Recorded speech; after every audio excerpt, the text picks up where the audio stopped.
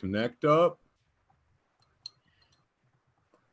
All right, there's the video. Looks good. We are sending data, sending online. My author set, online your author, online YouTube, online Periscope, online authors table, and online TMMG. Dude, we are online.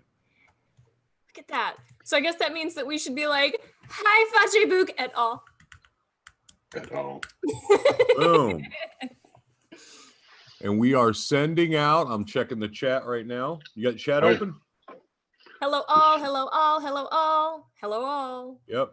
I've Boom. got Yep. Everybody. you and dude, we are 5x5 and live for episode 36. Oh my God. Can you believe that shit? 36. I feel old right now. Gosh, Yeah. Not old. Old. Stop Old. it. Episode.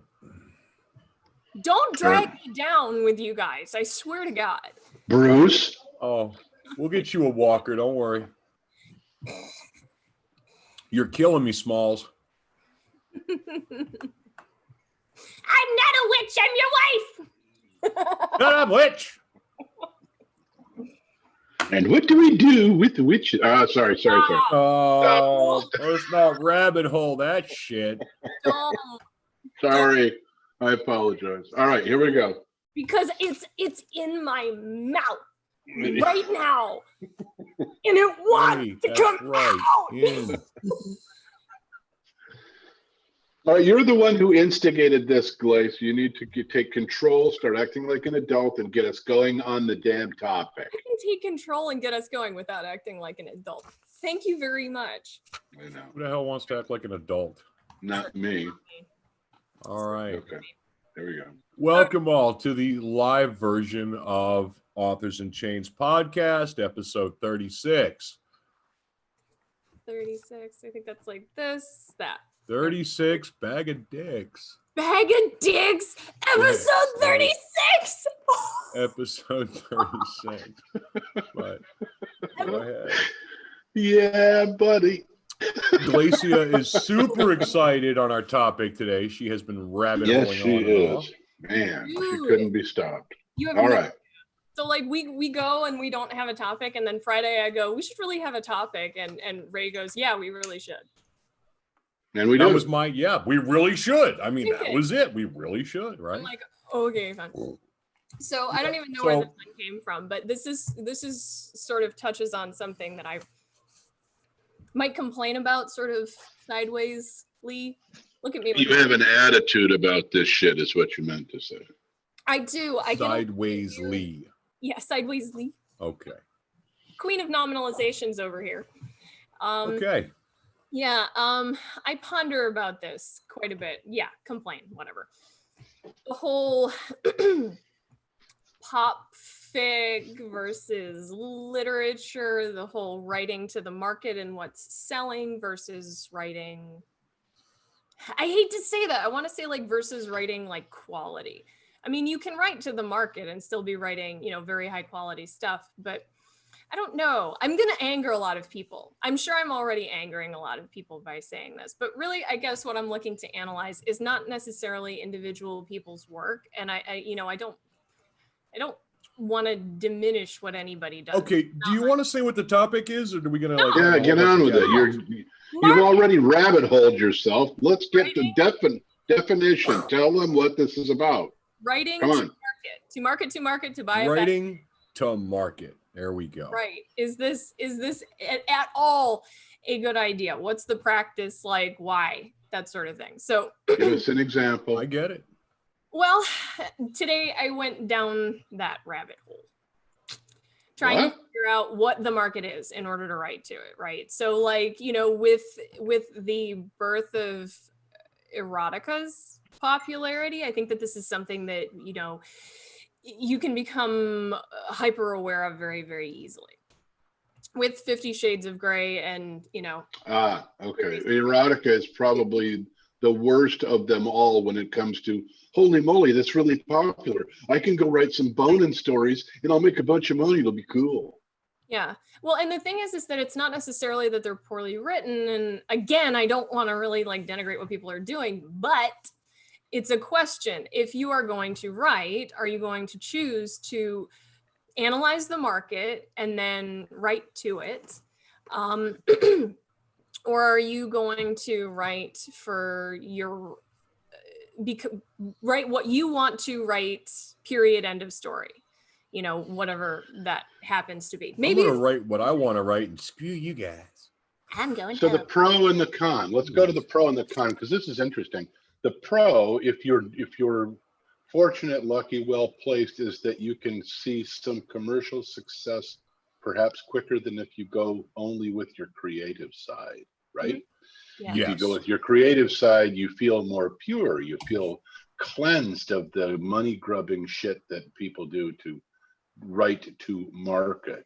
But And this is the unfair thing. If you are just writing because you want to make money, you don't really care about anything else, you just want to make money, you're going to write biographies, you're going to write self-help, or you're going to write erotica, which is kind of unfair to those who write erotica because they want to. So, you know, but there are people out there who are just looking to make a buck, so they'll throw a quick erotica book up. Yeah, whatever happens to be the thing. Yeah. And I mean, like, this is Correct. probably the point where Ray and I should kind of like be like, hi, because like we know a bunch of erotica writers, and We do they know quite a few, yeah. we know a lot of erotica writers, and That's why I put the caveat: those who want to write versus those who, because I'm not, you know, very skillful, right? Nicely done. I think that a lot those group of people, people, Felicia, James, but you know, all you guys. yeah, I know. Felicia and James, and you know, and there's some others who we know who write stuff that's sort of on the edge of erotica. Yes. And they all did it for different reasons, you know, some as a bet, some as a joke, some because they wanted to, some as a release, whatever. I don't know that any one of those guys actually does this though, this whole writing to market. Now, you talk about pros and cons there in terms of making a quick buck. Nobody makes a quick buck doing this, first off. You do increase your chances of having Is there such a thing? Yeah. I don't think so. Quick buck as a writer. There you go. Right?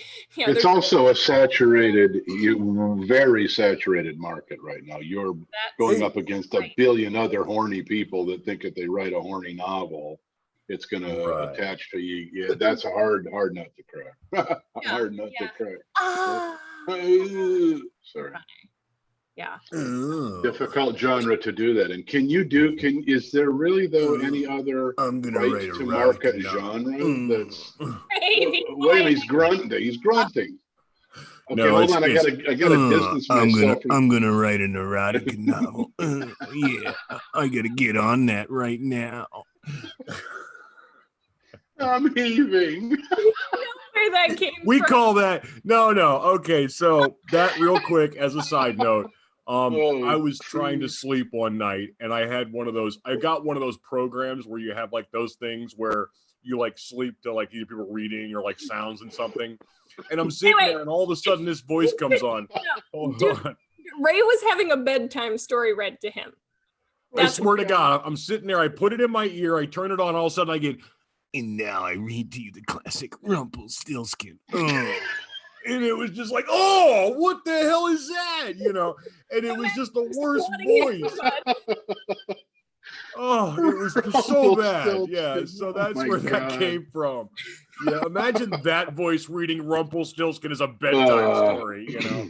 I wanted to go take a shower after listening to the intro, okay? Oh, yeah, that was fun. Okay. But yeah, that's where that voice came from. That is indeed. So now let's go back. Hold on a second, Glace. I want you to explain something. Are you in the middle on this? Are you agnostic, or do you have a preference one way or the other? Are you going to judge? And which way are you judging? I won't write to market. So if that's what you're asking, that's not something. Well, I won't write erotica either, but I don't begrudge people who do. Well, here's the thing, right? Let's take that. Erotica happens to be the current little micro trend that's going on. It's you know, it does well. But when you write to the immediate market, there doesn't seem to be, like, I have all of this data that I gathered today. There doesn't seem to be a whole lot of long-term success in writing for, as Ray said, a quick buck, you know, a chance at a quick buck. Let's put it that way. There Not doesn't very many people writing 50 Shades of Grey. That's an anomaly. Yeah. Well, Right. and it was the first of its kind. That's the thing. It's kind of, everybody's doing that thing now because God, I hate using those yes. A lot of people Because are it's a writing. microcosm of success. Right, that's it. Well, and Well, it's I mean, becoming let's a little bit more fine-tuned. You have different types of erotica that right. that people are sort of delving into. And there's those little groups of consumers who consume a lot of Yeah, erotica. there are women who lot. sit at home who are the predominant readers who buy these books either online or in stores. So They're the there is a predominant market, and writers they too. do While sell. we're on the subject, Do what? they I write mean, more. they devour them. Yeah, they do. They also write them more than we do. Yes. So, Glaze, let me ask you something. Did you ever read or have access to a copy of 50 Shades? No, Ever I never seen did. it? I'm probably one of the only people on the planet who both didn't read it and didn't watch. I didn't see it or read it. Yeah, I didn't either. So Yeah, I I, saw. I I know it didn't see it, exists. but I I read can a tell you little the of it. history of it. Yeah. It's as though the story itself, the author craft, if you will, was deliberately set aside. It was Well, from what I it's understand, made 50 Shades of Grey. No, 50 Shades of Grey was originally written as Twilight fanfic. Yeah. And apparently it Mhm. developed its own following, and that's where it came from. So that's Yeah. the initial. It was fanfic, No, which exactly. is great. I think that's awesome. It's awesome, she didn't but write it to make money. Yeah, she wrote it because she was interested in the Twilight and wanted to extend the story in a different direction, which makes I get that. That was not somebody who was writing to market. no, Now, exactly. this That's my goes for- point. That was it was an anomaly in a lot of different ways, and writing to market Right. wasn't one of them. But Glaze is correct about one thing, though. The current popularity of at least marginally acceptable erotica, which is in 2020, no holds barred, really. Now, and this brings up another point. This is not just an erotica, but I have heard fantasy and science fiction authors and thriller authors who are having interviews talking about their books, and somebody asks something like, "Well, you have this great series that you're working on. Are you going to write another book about it this year?" And their response is, "Well, if it looks like it's going to sell, I will." Yeah. And you kind of look at that and go, okay, dude, I get it. You get to a point where you have to make money because you have to pay the bills. But let's face it, is that what you're tailoring your writing around to, is about what's going to sell at that moment? So it's a balance. I mean, at any point, once you get into that situation, we all have to struggle with, is what we're writing going to sell? Is what we're writing what people want to read? Or are we just writing because we want to write it and everybody else be damned? But at some point, you got to pay the bills. You do have to pay the bills, but the question that Glaze hit on earlier was that balance you just mentioned. Is there any reason to presume, and I say no, that someone who is writing to market, someone who says unapologetically, look, I'm not doing this shit for free. I want some money for this. This is hard work. Right. It's solitary work. It takes forever, and I want a paycheck. I don't blame them. We all do.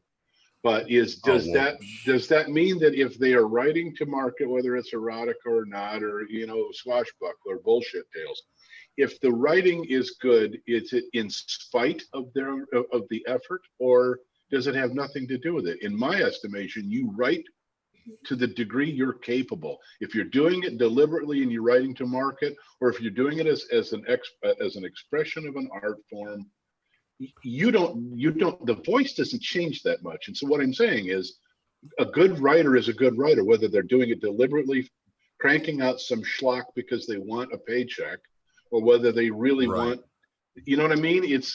To me, it's like, it's almost irrelevant whether they do write to market or not. That'll piss off Glacia, but I'm saying if you're a good writer, if you're an engaging writer, if the material that you're making draws people in, it doesn't matter if you're going for a buck or if you're going for style.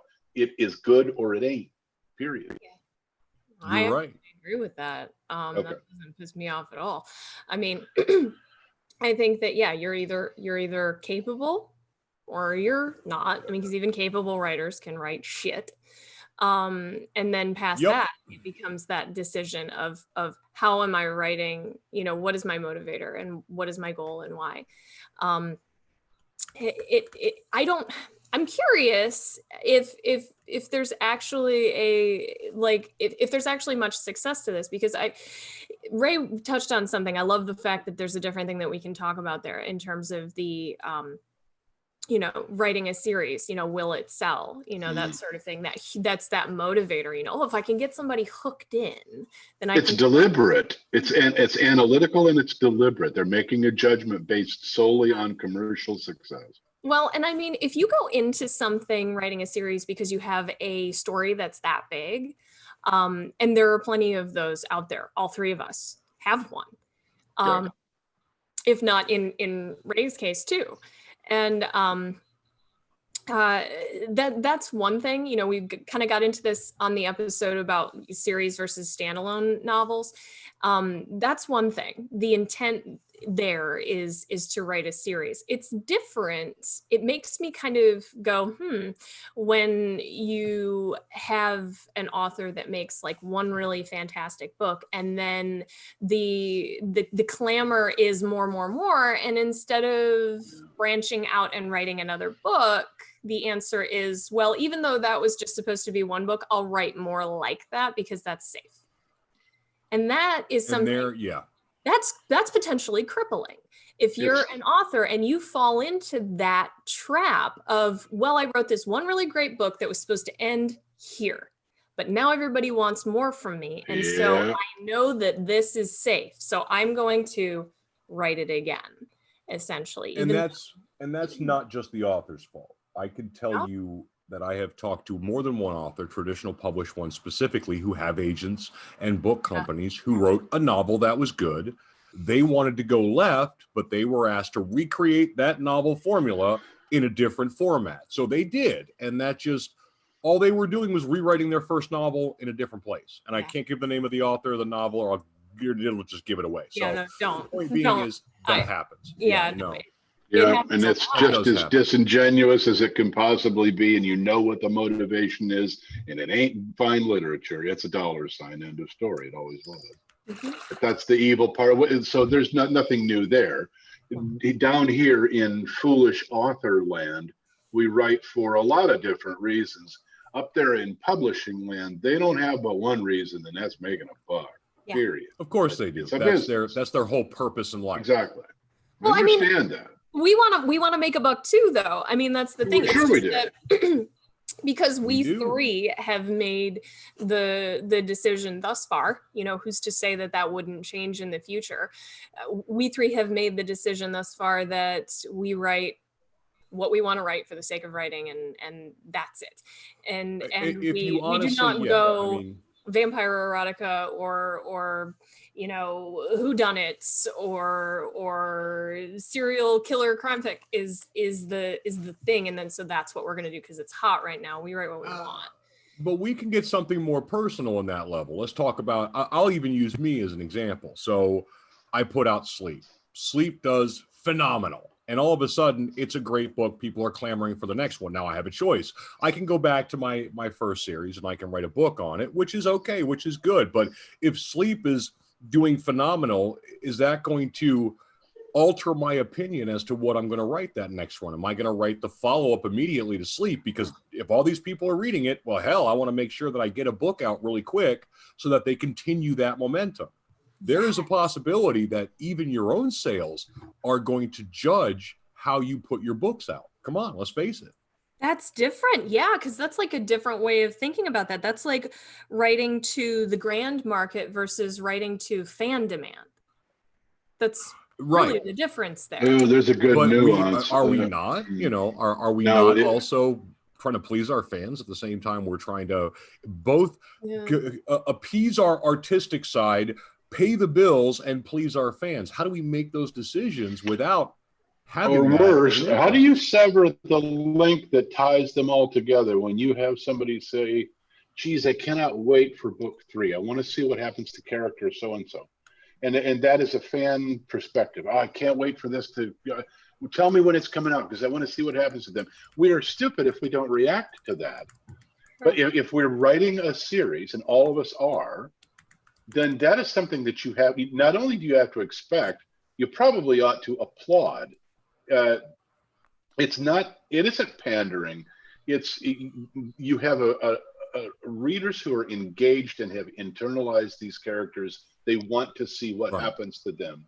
That's different than, well, I looked at my analytics and this is selling better in this city than it is in that city. I'm going to incorporate that city more. That to me is commercialized pandering out the ass. Reacting to something that is a little bit closer to the art form, that doesn't bother me very much. Well, I want to know what happens to them. I want to see if Lark turns into a seven-headed lesbian and starts ending the world. I want to be there. I want to see that. That's different. That's not just give us another book because I don't have anything better to do. That's not the same thing. Yeah, there's a huge amount of pressure in that. I know that Ray is experiencing this right now with his first series as he's working on his second. I am as well. I just put out book 3 of my series, but don't tell anybody who reads my books. I'm not working on the 4th one right now. I have done the deep dive into another one that's unrelated. And damn the torpedoes. Yep. Well, that's the basically side damn the of you. torpedoes. Well, I mean, it is. It really is. You're not giving in that easy. I will come as back. Authors, hold on. You know, well, we as authors get paid more than just money. I mean, if you think about it, there's a lot of different currency. There is fans, fan adulation, monetary, critical success, author success, financial success. There's a lot of different ways that an author can get paid.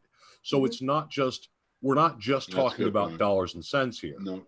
You know, in all honesty, if you write a series that you've got, 5, 6 fans that are lukewarm, you write another series that's all of a sudden got 100,000 fans, where the hell do you think you're going to spend your time? Sure. Seriously. Well, I don't see that as a problem. To me, that's a and. Yeah, I know. It's a but that is another way that an author gets paid more than just financial. So those out there listening are thinking, oh, well, I'm not worried about dollars and cents. There is something you are worried about when you publish your book. There is some metric that you're judging yourself of how good you are or how bad you're doing, whether that be fans, responses, reviews, money, something. Currency is not just dollars and cents. And as with anything that has some sort of like a pseudo financial metaphor to it, there is an opportunity cost for every decision that you make. Right. And like in my case, I am making the calculated risk of putting off book 4 in my first series until the end of 2020 and making people wait until then, instead of being like, oh, the next one will be out in March of 2020. I'm going, it's going to be more like October. And in the meantime, I am going to put out this one little standalone novel because that's what I want to do. We can still see you. Nice try. Tried to sneak away for a second. He weaseled for a second. He had big nasty fang teeth, and I was weaseling. Here we are. I was weaseling. Dude, I was such a ninja.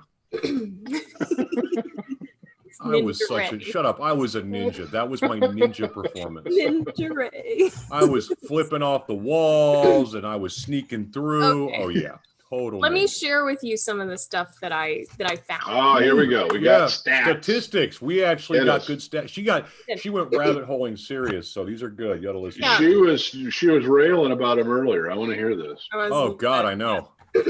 It's like I don't have anything organized, so it's going to be interesting. So, we kind of started this whole thing with, the whole writing to market is erotica, blah, blah, blah, blah, blah. The funny thing is that apart from the anecdotal, observational, immediate evidence that I have, there really isn't a whole heck of a lot to support the fact that erotica as a book does particularly well, actually. I think that a lot of books of that nature, that sort of pop fic type stuff, doesn't have to be erotica, it could be anything. I think you get a little bit of success with a lot of those books. Let's put it that way.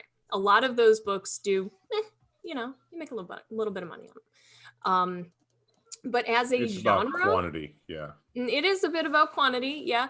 It's also a lot about the fact that the people who read those books tend to, I mean, the books tend to be kind of shorter, but they consume them. They buy lots of Yes. them. They don't always read them. That's the other interesting thing. This is is that true. Oh, really? yeah, there's a lot of book hoarding when it comes to like the farther away you get from literature, the more likely a reader is to book hoard, to go around and buy every 99-cent book that they can get their hands on in a given genre, and then they just sort of hang on to them in their Kindle. Wait a minute. How do you know they're not reading them? I will put the citations in the link in the Okay. in the recording, because Okay. I have them on here. So when I started looking around, that's the first thing that I found, was that, you know, you can make a little bit of money, but you're never going to get huge unless, you know, it's 50 Shades of Grey. It's an isolated thing. It was a phenomenon. Right. This is not the rule in the industry, for sure. So I went and found a list of like the best-selling books of all time. And if I had thought about it, I probably would have been able to identify that I would have been able to predict that this was the case. So there's a list of books that have each sold over 1 million copies, right? There's 11 of them. That's it. There's only 11 of books these. that sold over 1 million copies. Yes. Wow. 10 of them are fiction, 1 is nonfiction. That's depressing. That's also surprising. Wow. 0 of them were written in this century. 0. Ah, yes, I could see that. There has not been, despite, you know, book hype and everything that has gone The on popularity, in the right. last 20 years, there has not been a huge bestseller like that. You know, there were a few in the sort of like lateish 20th century, but not in the 21st century. I mean, Right. as a sidebar, dude, looking at all these lists, you are reminded immediately that the 20th century was the heyday of literature. Like, Yes. I will Yeah. argue that absolutely Yeah. to my last breath. I don't care what anybody says about the 19th century. No, don't care. 20th century was the heyday of literature, far and away. So if you count, would you allow me to count Grimm's fairy tales as fantasy genre? Seen this on lists Yes. before and thought, I would. are you kidding? But I bet that's a big one. Yeah. Yeah, I bet that's a huge one. 8 out of the 11 Damn. Are 8 Grimm's? are fantasy. 8 are fantasy. Wow. I Okay. know, right? Last century fantasy, so classics, right? Which ones? Come on, Them give us are names. fantasy. I don't have that in my list, but Tolkien's on there twice. Oh, so they're the first classics, Harry Potter- yeah, Yeah. right. Well, like Yeah. the first Harry Potter's on there, but that was in '96. So, you know, we're still talking like the last part of the 20th century. That was the Yeah, latest well, come one. on. Harry Potter was huge. Right, but like none of the other ones were on there. You know, I No. mean, all of J.K. Rowling's other books were in like the next bracket down, the 50 to 100 Right. million per book, you know, thing. But when you get into that next level down, again, the 50 to 100 million books, there's still not very many on that list. There's only Wait a minute. 52 to 100 million. 50 million to 100 To million 100 million. So 100 million copies books. sold of an individual book. Yeah, there's only Jeez. 27 more of those, and very, very few of them were written in the 21st century. 5 of them, actually. Almost all of them, again, 20th century, and a third of them are more fantasy. So fantasy sells big. Got it. fantasy sells big, right? I was not. My life sucks. I Well- need to go somewhere else and live a fantastical moment and hallelujah. I don't think it's easy. I don't think it's really.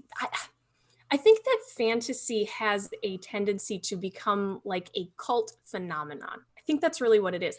Because Well, wait, now be fair. Be Right. fair. Fantasy I in mean that in a good way. fantasy in the 1920s was pre-television. It was pre-internet. It was pre lots and lots of stuff. Flights of fancy back then were delivered by fantasy books. Sci-fi too. though sci-fi is That not makes really sense. well represented on these lists, yes. Yeah, well, what do you have? You have Jules Verne, Edgar Rice Burroughs, and everybody else. Of course hadn't you come have along Jules yet, Verne. right? So that stuff, though, fantasy especially, was also, it appealed to people. I'm going to agree who with were committed- Tanya. I bet Orson Welles is on that list. I don't know about Tennessee Ernie Ford though. No, Tennessee Ernie Ford. What the hell are you I talking don't. I about? don't remember. Tennessee who Williams. pulled the Ernie list Ford, up man. before. Orson Welles. I bet. Oh yeah. I bet he made that list. I'm gonna sort of push back against Rob's "I hate my life and I need to escape." It's a thing it's a because- Wells book. Tennessee Ernie Ford is No, a no, Wells no, book. not I hate your, Ford not more. your. No, it wasn't escapism. It was a medium by which people in the pre-electronic entertainment era took the Saturday Evening Post shorts to a different place. It took them to places in a part of the century when the future was at least recognizable. Technology had changed a lot. Think about this from a historical perspective. You couldn't have found a better place for fantasy than HMS Pinafore. This stuff starts prior to the century, by the way, but it did way more than entertain. It inspired the shit out of a lot of people who did amazing things after the fact. That wasn't escapism. It was almost like, I'm trying to find an analog to it. It was looking forward and smiling and going, man, I can't wait to, wouldn't it be cool? Wouldn't it be great? It wasn't escapism. I may have misspoke, but that was what science fiction ended up being to Ray and I in the 1950s. Right.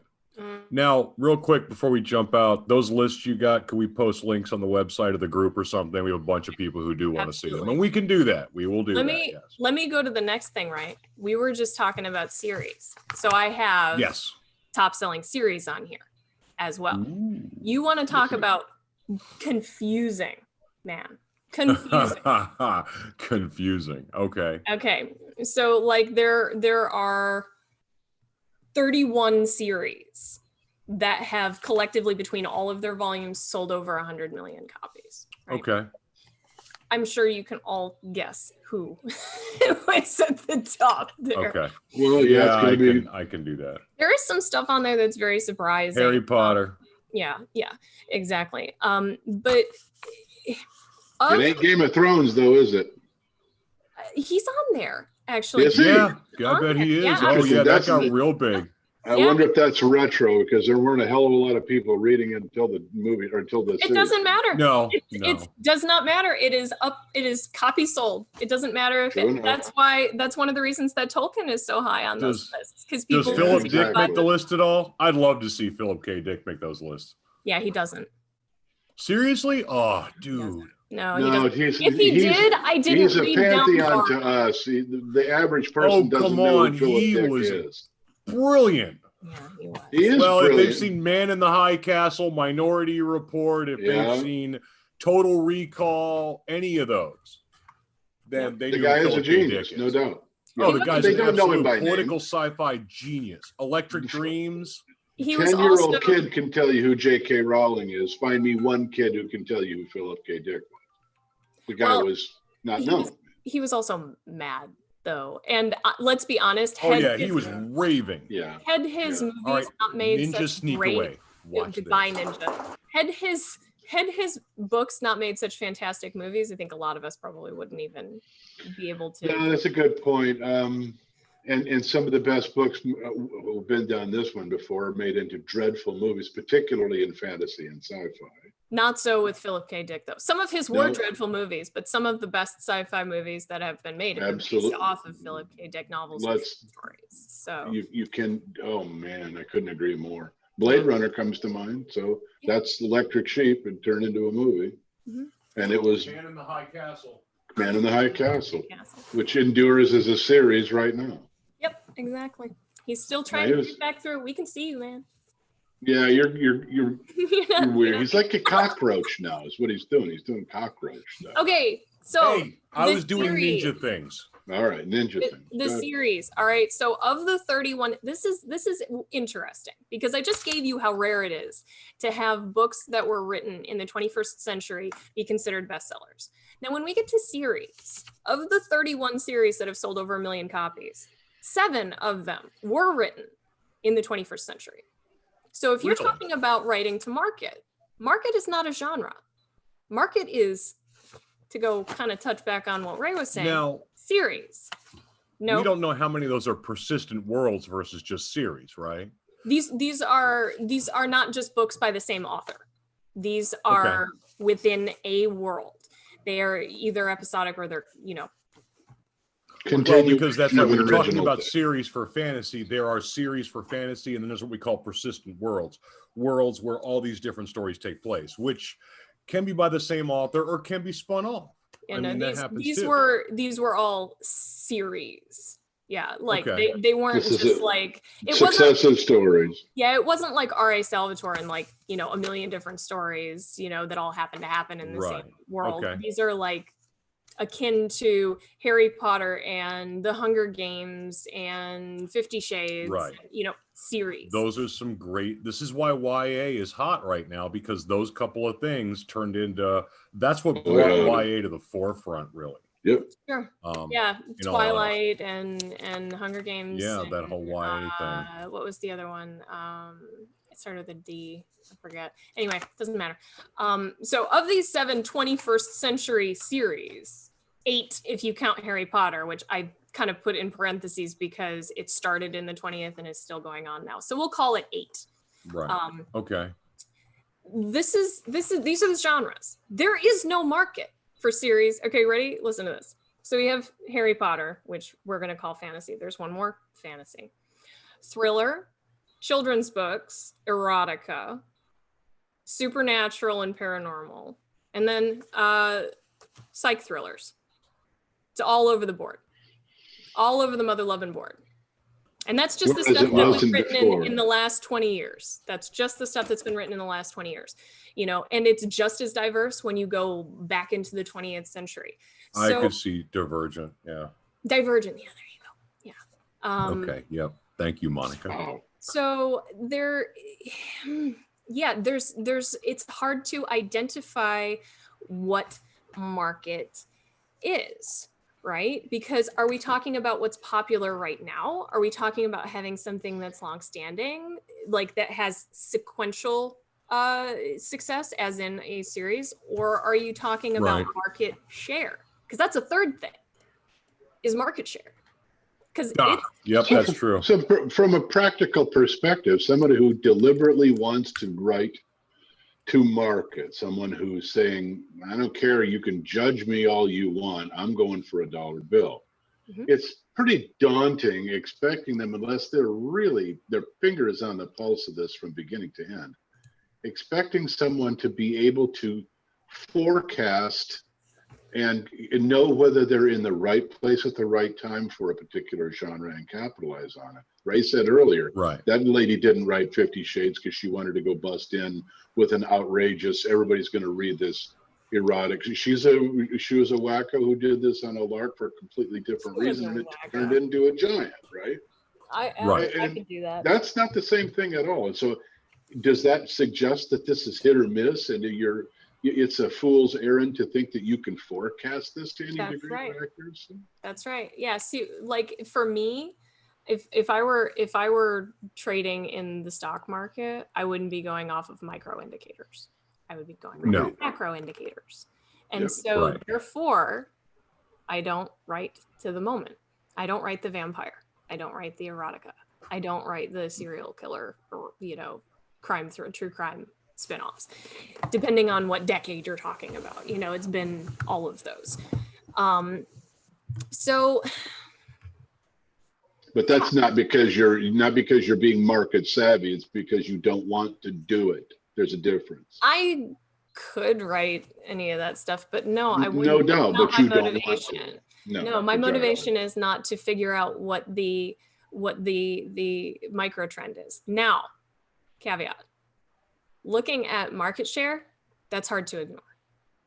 That is hard to ignore. Would knowing that 40% of the books that are purchased are romance influence me to write romance? No. But I look at that and go, You wouldn't mind getting a piece of that. It's hard to. Well, come It on. is hard to ignore. And Yeah. so that's where we end up with this sliding scale of influence, you know, and you're sort of riding along in here going, I'm gonna let the market tell me when to buy and sell if we're gonna continue using the stock market Right. analogy. Or I'm gonna do something, stick with it, and then maybe the market will come to me. That's really the question. So do you think if someone is writing to market, even though we established earlier that a good writer is a good writer and a shit writer is a shit writer, it doesn't Regardless. matter which direction they go in.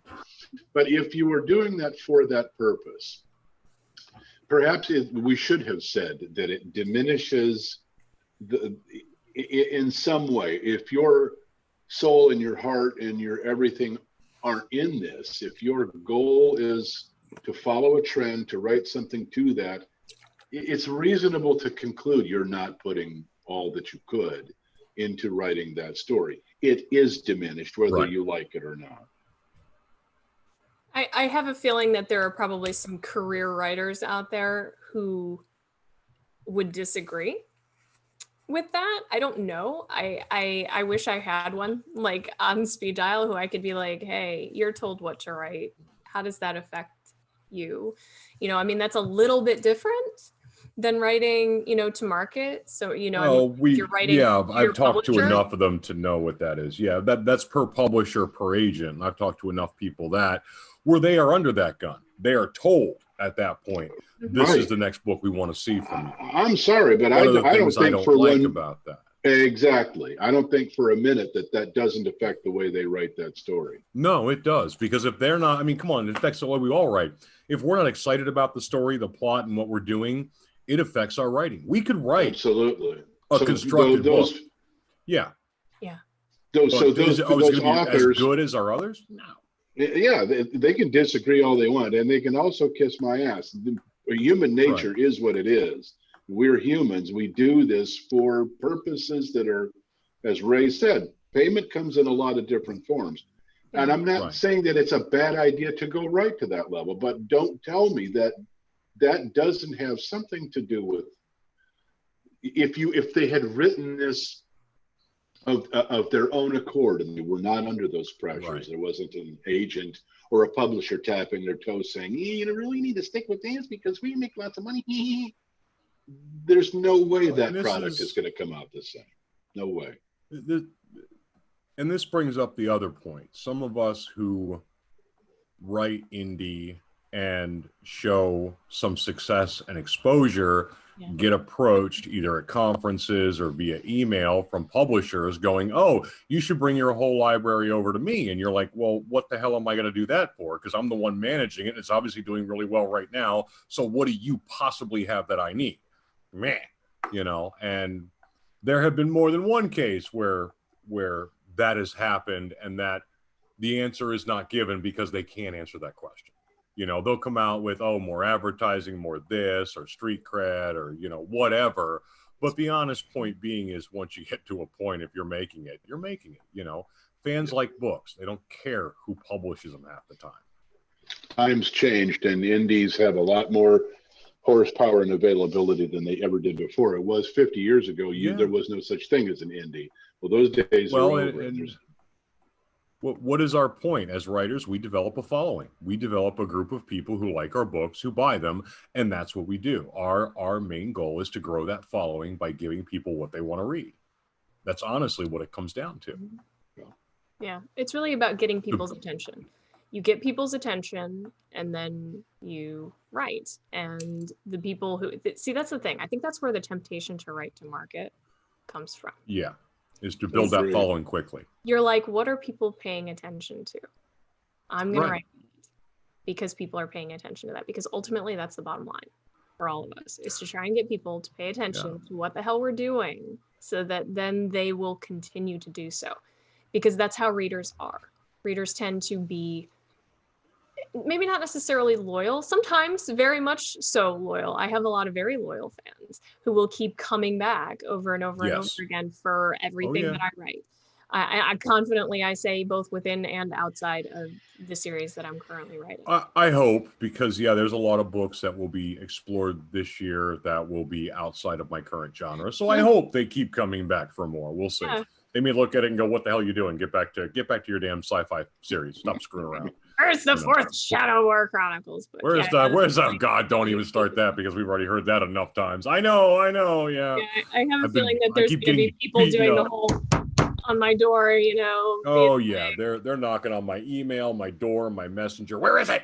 But You know. I mean that we have gotten their attention now. It becomes Yes. that how do we keep it? Because there are some rabid Yeah. super fans out there.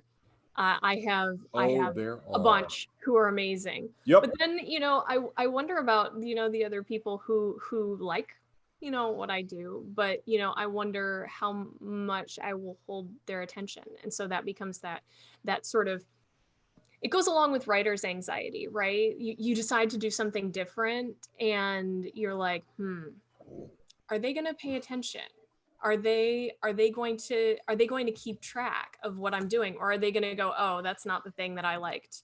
So Are they going to take that left with me? We're going down that road, got a bunch of fans. I go left. Are they going to turn left? Are they going to go, no, we're going to wait right here we're going to go straight. You just come back. Exactly. Are they like, no, I'll wait till you come back. Exactly. And Go get that out of your system and then come back to what you write. Yeah. But then when you do come back, do you still have their attention? That's the question. That is true. That's where it's hit or miss. You can have one who cannot get enough of your stuff this year, and for no reason other than a change in their life, they move to something else, and maybe they don't come back. That's a really interesting point you make. They react to a book based on first whether or not, if they pick it up raw, it's the first book that you've written, and they attach to it. That's good. You like that. If they're coming back for the sequel and the third and the fourth book, or even ancillary books that you write, you've developed a voice that they attach to. You have the basis of a following. But if they leave it, if they go somewhere else, I'm not sure that that's blameworthy for whatever you're writing. It may be at some point inevitable. You're going to get somewhere where I've read books from people that I really respected and thought, this is shit. And I may not come back to this author again. Right. But when I did, I don't even know whether they came back to that spot Blaise was talking about before. It is fickle as hell, and it's in the moment. It's in that book. I don't know how long you can keep somebody coming back simply because they started out that way. I don't think it's fair to expect them to. Yeah, that's interesting. Right. This is true.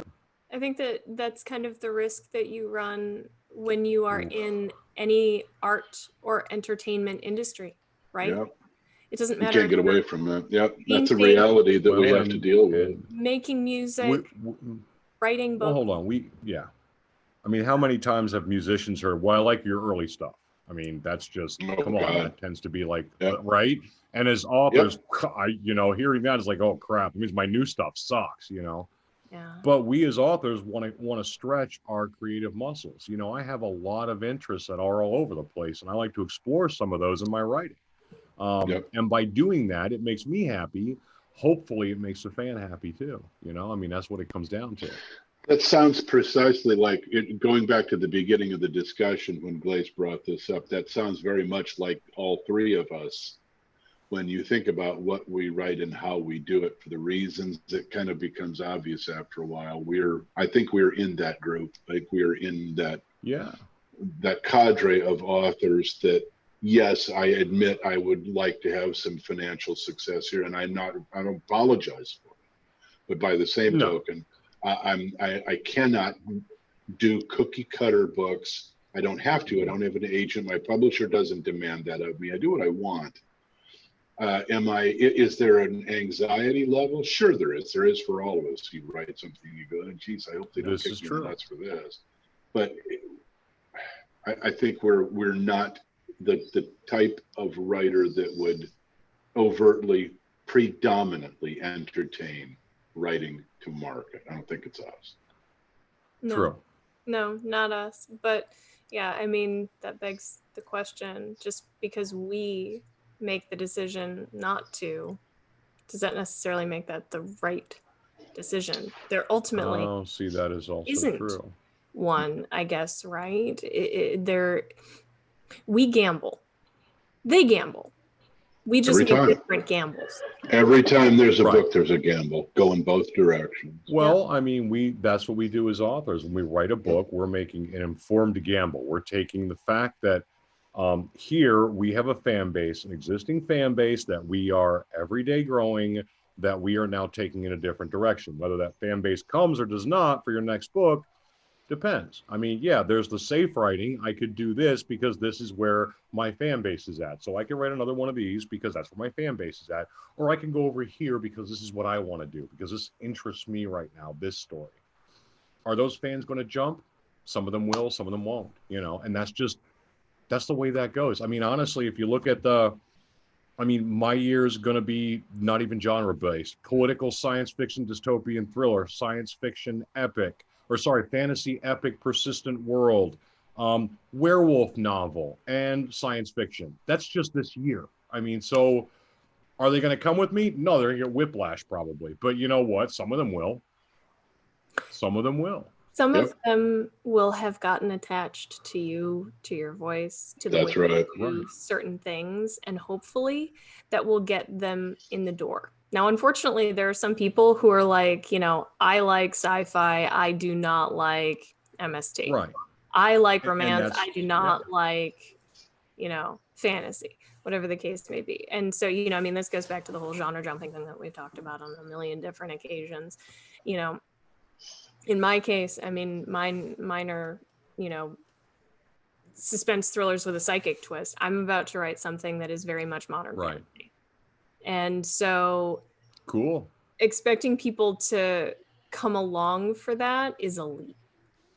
I don't know about the wait a minute. Not futuristic fantasy, yeah. Expecting them to come along, it sounds pejorative. Anticipating that they will, I don't think that's unreasonable at all. You think? No, I can anticipate they will. Yeah. I hope they will. Gosh, I hope they do, but I guess that's really kind of what I'm trying to say is I have no expectation that they will. I'm doing the whole prepare for the worst, hope for the even best. Privately, you don't think that they're going to come. You can hope for it, but that doesn't mean that you're expecting or that you feel that they are obligated. It's not the same thing. I think that in my case and in the case of a lot of other authors who have managed to do something like I have, in that people have gotten attached to my characters and the way they're written. And so I'm hoping that my readership will attribute that to me. I'm hoping that they will extend some good faith my way, that they're like, she wrote these characters and I like them, so let's try her next batch. But thank you, Tanya. You are correct. We can.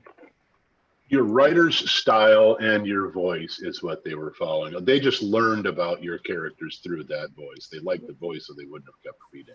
Yeah, and if they don't show up, then they're traitorous rats and tell them to die. No, that's not true. Make them walk the plank. You start reading or never talk to me again, you traitorous rat. That's what you tell them. There you go. See, that's right. I'll do PR for you. Don't worry about it. Well, here's the risk you have. Your fans, a lot of them will probably come over, probably check out the book.